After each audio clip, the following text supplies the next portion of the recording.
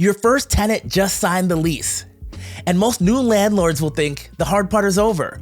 But after managing and owning properties over the last decade, I've learned these 5 rookie mistakes in your first year will determine whether your property becomes passive income or a part-time job. And funny enough, I made all these mistakes on my first property. But you don't have to. Mistake number 1 is not treating your property like a business. I know when I got my first property, I already had a full-time job, and I got this property. It was just this thing that I did on the side, and that was a big mistake. If I could go back, these are the things that I wouldn't do.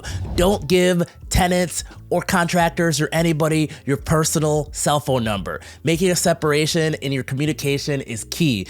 Get a dedicated another line, make sure that has a professional voicemail, tells people what to do if there's an emergency, make sure it's apparent that you are not available 24/7. And also, if you have a dedicated number, if you need to take a break, like go on vacation or something, you can pass that number temporarily on to somebody else. And there's so many ways to get a free phone line for your business. I recommend Google Voice. I made a video about it. I'll throw it in the description, but just do something so that it's not your personal cell phone number. In the theme of running your business like a business, make sure to have processes in place for the predictable things you'll have to do in your business. Things like, what do you do when rent is late? Are you going to send out a notice? Do you have a template for that notice? What are you going to do next? Lease renewals. When are you going to send out the lease renewal when the lease is coming due? Is it 90 days? Is it 60 days? Put a calendar reminder in your calendar. And I'm not talking about anything too crazy. Just, have some simple things in place for things you'll have to do. How do you want to receive maintenance requests?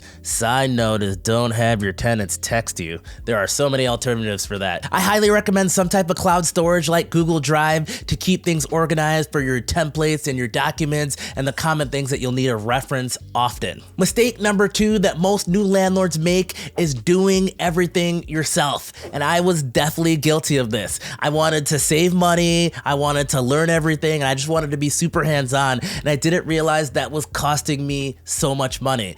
And I'm not talking about hiring a property manager, which you certainly could. That would be one way to solve it. But just recognize in your business, there are tasks that are like $10 an hour and $15 an hour type tasks, like cleaning your apartment before you list it, doing demo. And then there's also tasks in your business that are like $1,000 per hour tasks. Things like finding your next deal. Things like screening your final tenant before they move in and potentially cause thousands of dollars worth of damage.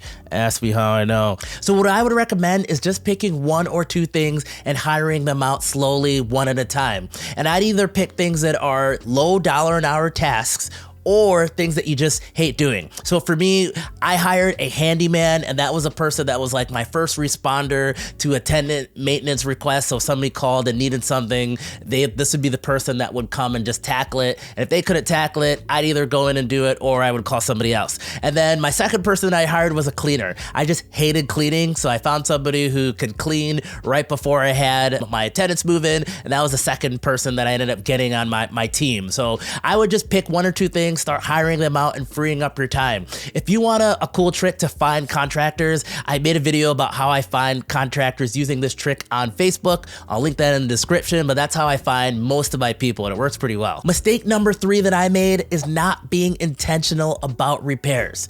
If you're sitting in your vacant property, remember this: repairs always cost more money when a tenant is living there.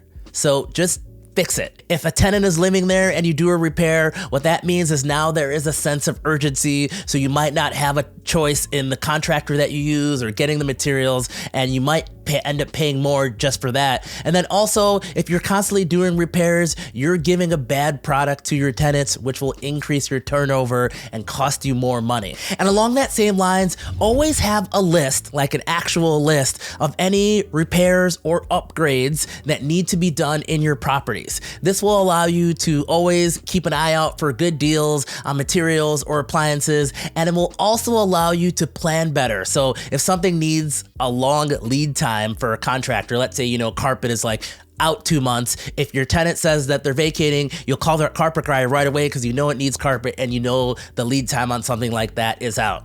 And a couple different ways to know what has to be repaired or keep track of your upgrades is you can do an annual inspection or biannual inspection of your property, or every once in a while, and this one's controversial, every once in a while, just text your tenants, hey, anything that needs to be fixed or repaired.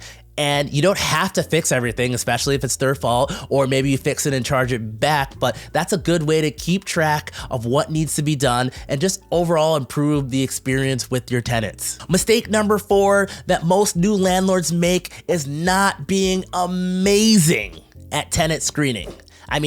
You can get the best property at the best deal, put the best materials in it, and if you put the wrong tenant in there, you will not make money. Ask me how I know. So make sure you establish your minimum screening criteria before you place your ad. What's your credit score going to be, your income, landlord references, background checks, and check in your area because in certain areas, it's not legal to screen on certain things. Also, if your state allows it, make sure to contact your prospective tenants, current and previous landlords. Actually give them a call or email them or however they want to do it, but make sure to get in touch with them. Everybody skips this step. People say it's a lot of work, but I think people are just being a little bit lazy. I've gotten my best information from there. Past behavior predicts future behavior. You can ask things like, did they have any pets? Did they pay rent on time? Do they owe you any money? Did they leave on good terms? I get my most valuable information from here, and I'm surprised on how many tenants, when I move out, their new landlord doesn't give me a phone call. I love this screening thing. Don't be lazy. Give them a call or an email or whatever and actually get in touch with them. Petscreening.com. This is a tool that I love, and I'm not affiliated with them. I'm not making any money by recommending them, but pets can cause a lot of damage. And petscreening.com is a tool that will go through and it will pick out the good pets from the bad pets. It'll, ask things like vaccine records and ownership records. And usually the people who are the bad pet owners don't have those things. So I love that tool and highly recommend that for any animals that you have. They do things with ESAs and service animals too, so that's another bonus, but definitely incorporate that if you're accepting pets. And then lastly, Google and Facebook these people. That's another easy step that you can just pull somebody up on Facebook and Google, and you can get a lot of conversations started. So you might not be able to flat out reject them based on what you see on there, but you'll be surprised of the person who doesn't put a pet on their application and their Facebook profile picture is them and 2 dogs. That's a conversation that you can now have. Again, easy step, just make sure to do that, but being amazing at tenant screening is key. Mistake number 5 that a lot of new landlords make, and I did it myself too, is not having a rock solid lease. So a lot of people know that you need a state specific lease, right? And that's a good step, but I'd even go as far to say that the national companies that make state specific leases for all 50 states are not as good as somebody in your state that only makes leases for your state. Those people are usually way more up to date on things like upcoming case law and class action things. They're usually in the know on upcoming legislation, and they are on that very quickly. So I would recommend finding somebody in your state that just makes leases for your state. If you go to your local real estate investing club or ask in a Facebook group, usually there's a couple people that everybody's using, and I would just use that person for your leases. Also with your leases, a mistake I made is not having addendums that are specific to my property. So a couple addendums that I always have are things like house rules, things that are very specific to my property. I have a damages versus wear and tear addendum that I have people sign, and just goes over what's a damage, what's wear and tear. Your lease is just a really good place to put anything that potentially could be an issue.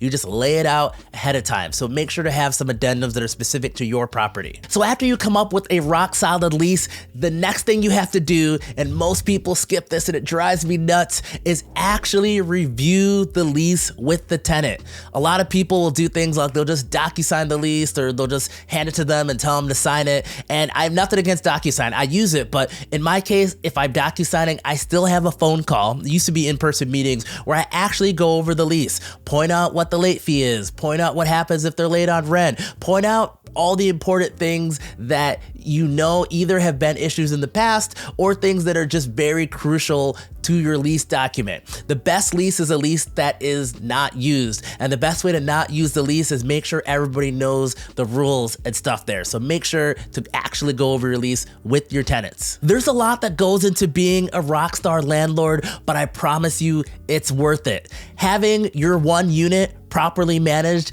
is better than your buddy who owns 3 units poorly managed. You'll make more money and have less headaches. And on this channel, I cover all types of tools and tips and tricks to let you be a better landlord. So make sure to hit subscribe and check out the next video.